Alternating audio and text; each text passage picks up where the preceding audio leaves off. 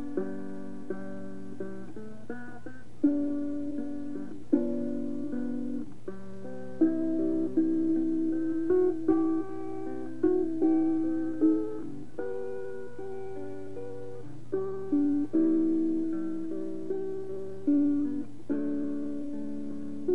stopped at a backwoods country store right outside a little southern town when a Greyhound bus coasted in, broke down.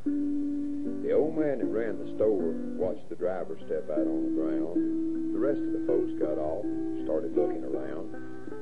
There at the front of that little rundown store, they could see a faded and frayed old rebel flag hanging right beside the door.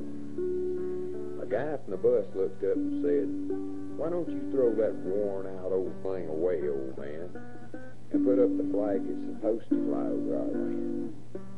Well, there was a tear in that old man's eyes. He looked out across the little crowd, but when he spoke, his voice was strong and proud.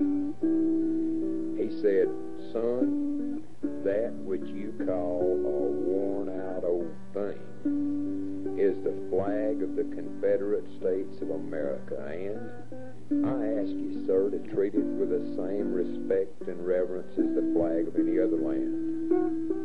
For my grandfather and his father and brothers, they all fought and died under that flag, along with countless others. And the government for which she stood, well, it might be dead and gone, but the spirit of the people in the land that gave birth to her lives on and on. And the pride and the faith that we have in our Dixie land, it ain't never gonna die.